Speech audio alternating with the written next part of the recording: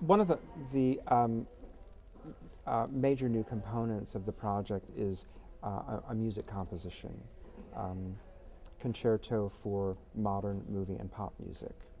And we had a great meeting with the musicians yesterday who are going to be working with us on the project, and the performance will happen in this performance space, which has a multifunction, I think, in the institution, which is one of the aspects that I very much like about this space, where you can use it for exhibition space, you can use it for rolling out carpeting and cutting it and installing it in other rooms, or you can transform it into something that even has a proscenium-like stage and making a performance. So that'll be a music composition for 10 instruments and voice, and drawing upon a variety of different elements. The Concerto Opus 24 by Anton Webern is one of the major structuring devices for it, and from that I've extrapolated a lot of different elements. The ensemble is determined by the Webern that we're using, but then other kinds of references that come to the surface kind of after the fact, how one can ascertain a pop music element in a piece of music written in the 1930s by an Austrian composer. So that's one element of the work. And then maybe I should address one of the backdrops here, because this is actually the collision of two different works. It's a series of 10 watercolors that I've made over a period of time en plein air, using my balcony studio in Los Angeles as the site for production. And this was a different kind of project for me in a way, because I wanted to make a graphic project. I wanted to introduce some elements that heretofore, if not having been banished from my overall project, had been held at bay. And so I thought, well, what would happen if I would kind of redress elements that I had resisted incorporating in previous works? So this is a little bit of a different kind of project. So it has a retrospective aspect to it, because there is an overall scaffold kind of architecture of language that has been used as these stencils. And the retrospective aspect of that is that I have used many of these linguistic phrases in artworks over the period of, 15 years, such as, it's in our own best interests, it was the best he could do at the moment, we represent ourselves to the world, and so on. And using that as a kind of given history, a linguistic history, I wanted to transform the language into something other than a language that would communicate a sense. And so it gave me a starting point for making a picture, basically, on my balcony. And I did them in sequence. I used a watercolor block. So one of the pacts I made with myself is that I would have to finish a watercolor before I would move on to the next. And if a watercolor was a disaster, it had to be accepted and incorporated into the project. It couldn't be conveniently edited out. So there was no editing. So everything had to remain. And it starts with a procession of colors. And you had asked me yesterday about the German watercolor manufacturers, the Schminke. And so I'm using Schminke watercolors. I'm using every color that they produce in their system. And for this series of watercolors, the opening procession is all the colors organized in alphabetical order according to English. So they make their first appearance there, and then over the course of the watercolors, I have to use all of those colors again. So they only make one subsequent entry. And so that may not be immediately apparent, but I would like to think that there is this aspect of the systematic that is imparted in part of the project. And that's linked to an attempt to understand, well, how does an artist make particular kinds of decisions at a particular moment in a particular kind of situation? So, and it can't be reduced to, logic, I think, but at least it could parallel the kinds of logics that we cling to desperately to explain our lives to each other. When I started making these blind paintings, I thought, well, maybe it's good to start at the beginning, at a very base moment, and so I started with the primary colors. And so there's one example of that. So I had already made a red diptych, and I had made a blue diptych, and now this is a yellow diptych. But and those were really thought of as being preparatory for a much larger series that I'm making of red, yellow, and blue paintings in this particular sub-project. And then we're seeing examples that go off into secondary colors and a triptych painting. But one thing that I was, maybe to respond to the question in a more expansive way, I had made monochrome paintings in the past. I have kind of an ongoing monochrome project where we don't really see an example in this show, but it's a project I had started in 1988, and I'm continuing to make a series of monochrome paintings, drawings, and I'm not sure exactly how much longer I will be engaged with that project. So that has an indeterminate terminal moment. But also in the late 80s, I had made monochrome paintings that were sprayed at auto body shops. And a couple of years ago, I introduced this blind painting element into a work that also had a 9-track music score and wall paintings and textual friezes and furniture. So it was really this kind of orchestrated lounge with different kinds of musical events in it. And from that, I've extrapolated this example of painting. So in that previous instance, in the second sentence is of everything I read as you projects, it was this attempt to create a kind of taxonomy that would touch upon photography and painting and sculpture and the environment and wall painting and painting that functions as a furniture component. So it was all of these kind of split decisions and different categories. And now I've kind of gone back to focus within that and to extract an element from that and try to develop something that I would consider to be art within my overall project.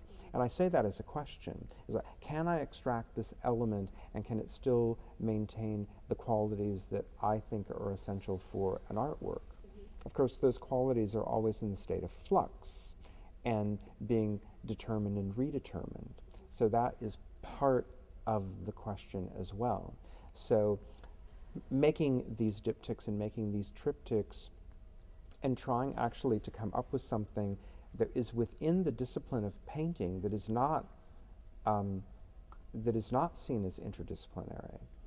Like it had a moment of passing through the interdisciplinary and now it's being extracted in a disciplinary way. Again, is there something to look at with it? And I would like to think that there is something to look at with it. Maybe some people would disagree with me and that begins the conversation. But also how these relatively slight incursions in the space by installing a blind with a clutch control on the side could function as painting, but also kind of as a redirective within architectural space. Because I think that there's no way to even look at painting today without thinking about architectural space or the space that contains painting. So that's a way of trying to, in a subtle way, highlight that kind of concern. So pleased when I saw the space because, having done the site visit a few months ago and then coming back, every time I walk through the space, I see something else. I see another set of relationships. And a lot of times exhibition spaces are designed to try to shut down those readings. And it seems as though this space is attempting to amplify that. And so I take that to be an interesting set of challenges. To rely upon anecdote for a minute, I was making an exhibition in Chicago, making a collaborative project with Galen Gerber at the Art Institute in 2002. And it was in January, And it was at we had Sunday off, and Galen understood that I had an interest in architecture, and he suggested that we go see the Farnsworth House in Plano, Illinois. So we drove out there, and then after seeing that, and from a distance, he said, "Oh, we have some time left. Do you care to see a house that Bruce Goff designed in Aurora, Illinois?" And I thought, oh yeah, I know Bruce Goff's work, and I don't really consider his work to be my cup of tea, but I would really like to see it. And I walked into the Ford residence in Aurora, and all at once realized that, number one, it was a very serious proposition about architecture, and that perhaps I had fundamentally misunderstood Bruce Goff's work. And almost immediately started thinking about it as the site, as the location for a film shoot. And so then 6 years later, I went back to shoot the film. So it took me a while to do research about Bruce Goff, to kind of uncover some stuff, and to realize that almost in an uncanny way that Bruce Goff was this idiosyncratic architect, but also had been a painter and was a composer up until the time he was 30 years old. And he took all of them very seriously, and then decided to really focus upon architecture after that. And I wanted to try to make a forum, to use an artwork or in the making of a film as an opportunity to make a forum to redress, in a way, his work as a musician, but in the context of his architecture. And so I wrote some music. I mean, maybe some people would say that I arranged some music by drawing upon little fragments that are left of his composition. Sometimes his work is can be found in a finished score that's housed at the library at the Art Institute of Chicago, or sometimes it's just like a notation on the back of an envelope. So I tried to draw upon as much of this as I could to develop a 5-movement score written for solo piano, piano trio with oboe and cello, and then I joined the trio to sing a song, and then there is a xylophone marimba duet, and then the 5th movement is an instrumental tutti. And so that came together as a film that then had its premiere in 2008, and we're going to see that film along with an earlier film that I had made when it screened at Washington University in March. But then there were other elements, as there always will be with film production. There was an alternative ending that as I was shooting it, I realized this is not going to work.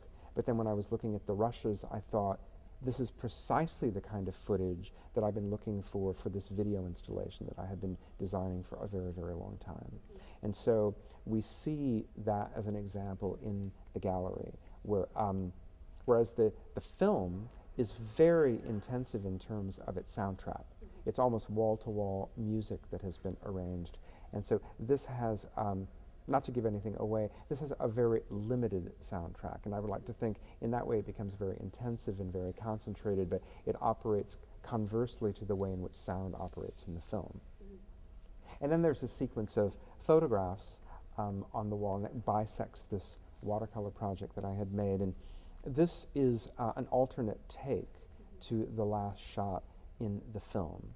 And again, when I was looking at it basically at an editing bay, I was thinking that, well, another take actually functions better for the end of the film, but there was something else that was revealed in this project. And I thought, and I'm always looking for examples of a way to translate material into another kind of form. And so before, when I was focusing very much about the end result being a film, a 35mm sound color film, I had certain priorities in mind.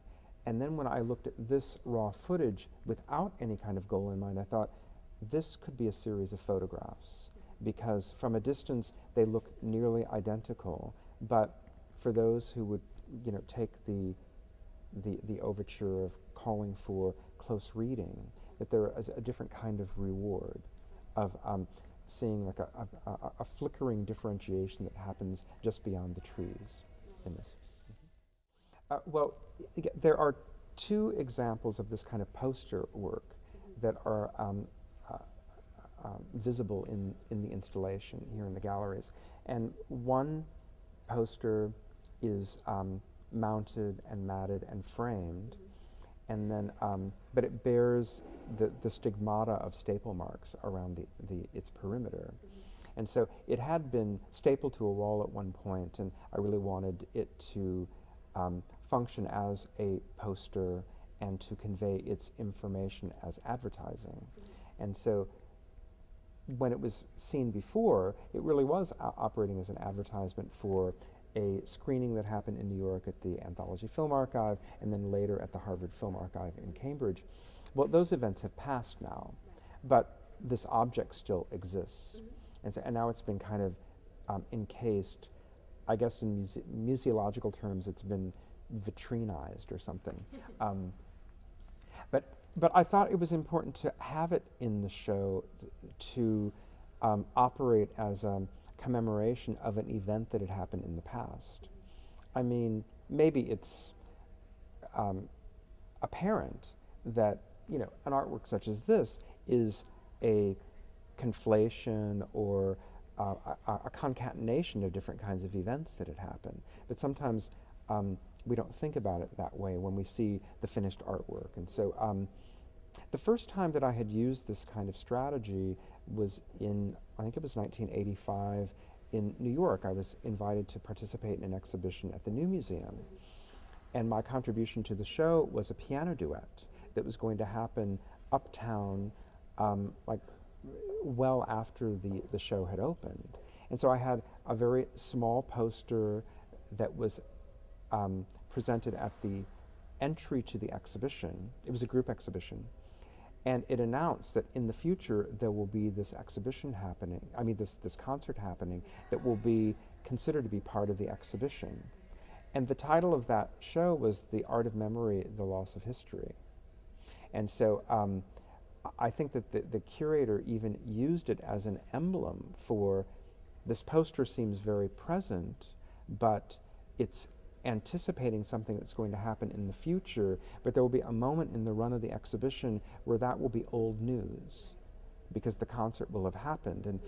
And I thought it was interesting that the poster just hangs there and materially doesn't change, but its function changes in these different states because of extenuating circumstances around it. And so, for instance, in fact, it just arrived today, and it's now unfurled and being flattened, and we're going to staple the poster that announces the concert and the film screening that will happen in mid-March. And so these two different posters, one poster that has been rendered obsolete by time and circumstance, but now transformed into, you know, an adequately mounted and framed art object, is hanging next to the advertisement. No one asked me what my favorite color is. What is your favorite color in watercolor? It changes daily. What is it today? But let's say hunter green. How's that?